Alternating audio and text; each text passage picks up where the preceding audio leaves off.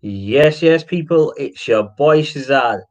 I'm back with another episode of Fergie Time on Finished Article. Today I'm going to be joined by my co-host, the host with the most shows. His name's Shazad. I'll be bringing him on shortly, but before I do go into it, please leave a like, subscribe, and a comment. Your support is greatly appreciated.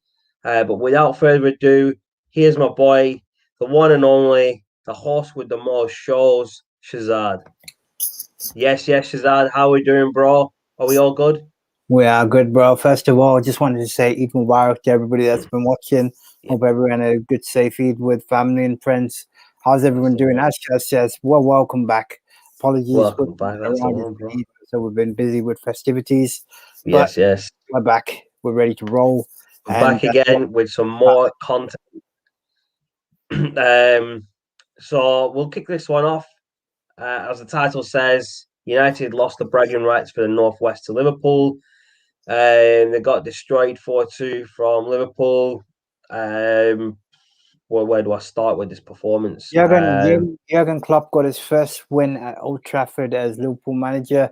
And Mhm. I think it's really simple, bro. I think you've just got to say that United took the initiative, they took the lead, but then after that, they froze and went to sleep. And as one of the tags that Shaz has put up, I don't know if you want to bring it up, but Yeah, bro. it's kind of like as Shaz will display, United beat themselves. Liverpool didn't really do all that. I mean, I got to be honest. First of all, I'm glad that Eric Bailly played. Thought he had a good game. I don't think it was much of a defensive issue. I think the problem was uh, it just highlights how badly we've missed Maguire. So as much as we hate the fact that McFred had to defend him, I think we know that Maguire is a decent centre back, but he just needs a quality centre back to support him.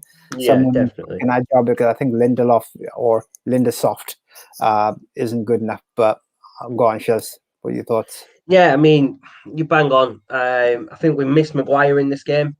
Um, the gap in defence showed without Maguire there. Lindelof, yeah, he's a good defender, but he can't do everything on his own. I think, correct me if I'm wrong, he had Eric Bailly partnering him. Mhm. And I rate Eric Bailly, but I think the partnership of Eric Bailly and Lindelof is not the right partnership, if you get me. It should be either Harry Maguire and Lindelof or Alex Tuanzebe and Eric Bailly. I think those two partnerships work better as a partnership. You can't mix and match because they have chemistry together. No, Um, Maguire basically.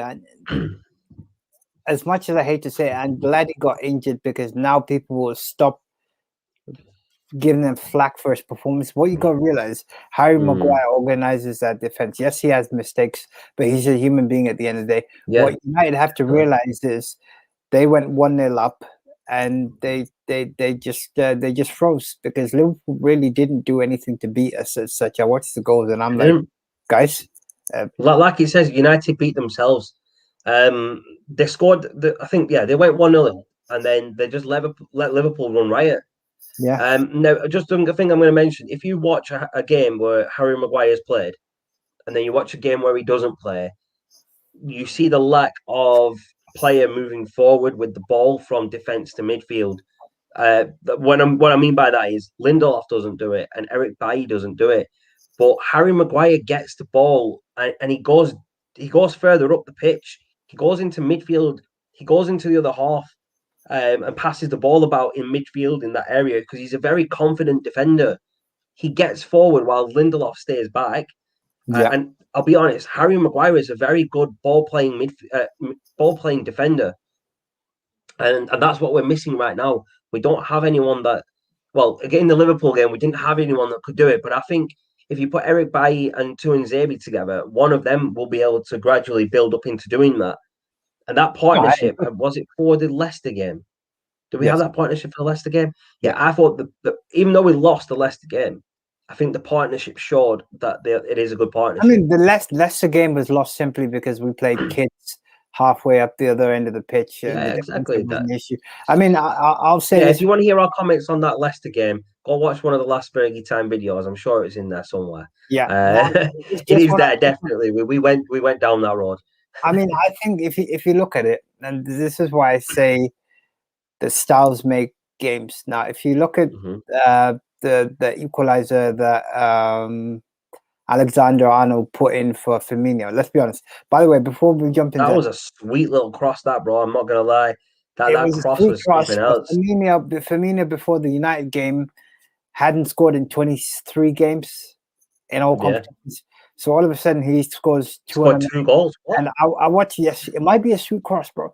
But if you look at Pogba's positioning, this highlights the problem with man marking. So Shaz, you work in a company. Your Yeah. role is to do a certain thing. Now, if you start doing other things, you might be able to do it, but that means you need to verify that other people have done their jobs. And this is kind of the problem. So Pogba, I would never want him defending in the box because I don't trust him to do it. I just don't do that. I mean, for me, I think this is where someone needs to take command and say, "Look, guys, get the hell out of the box. This is a defensive area." Because the cross was sick. I can't fault it.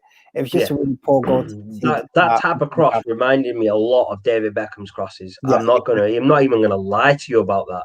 I was watching a video yesterday of David Beckham at Inter Milan.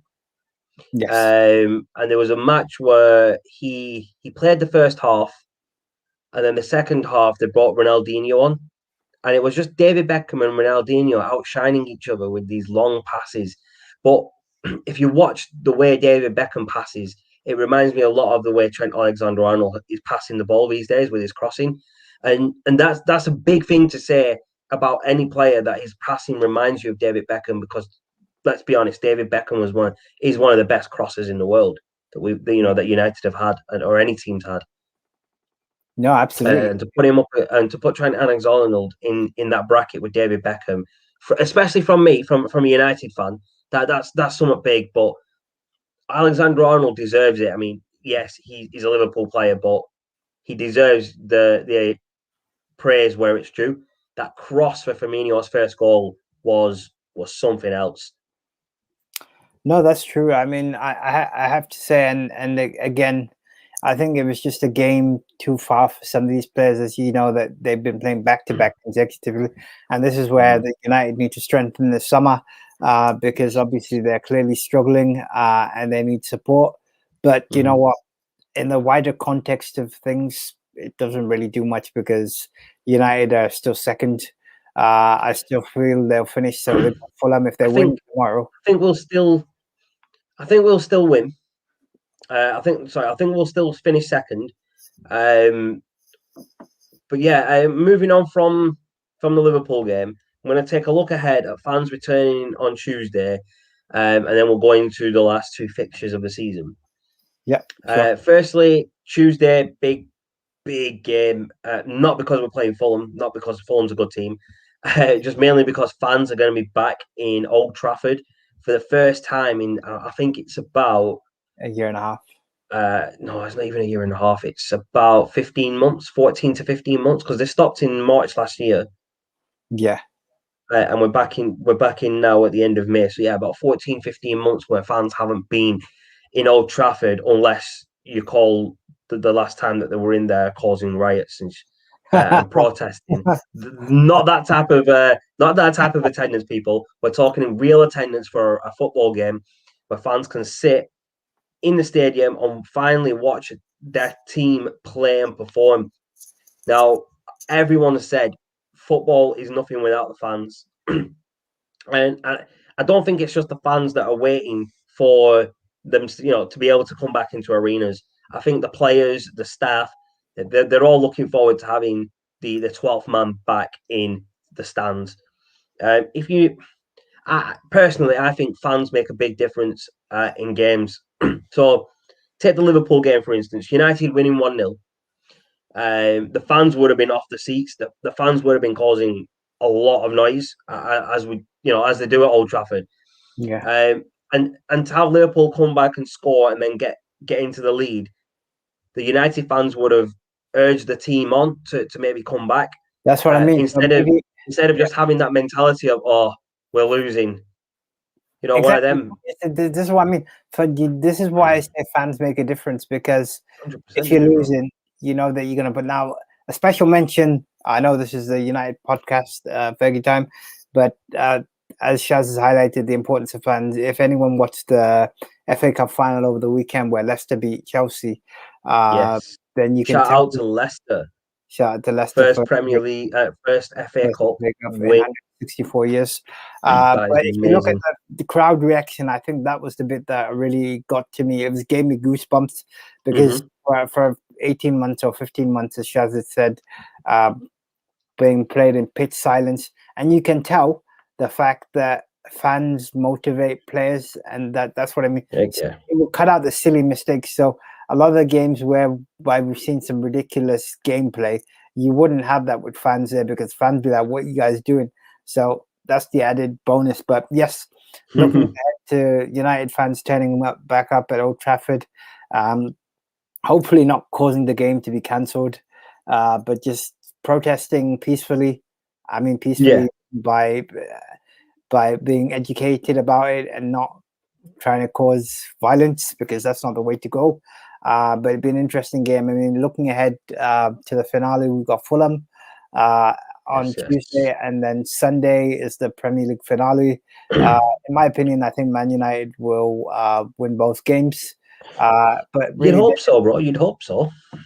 We'd hope United are beating Fulham, and then we hope we go to we're away at Wolves for the final game of the league What for a United will win. hope for, is that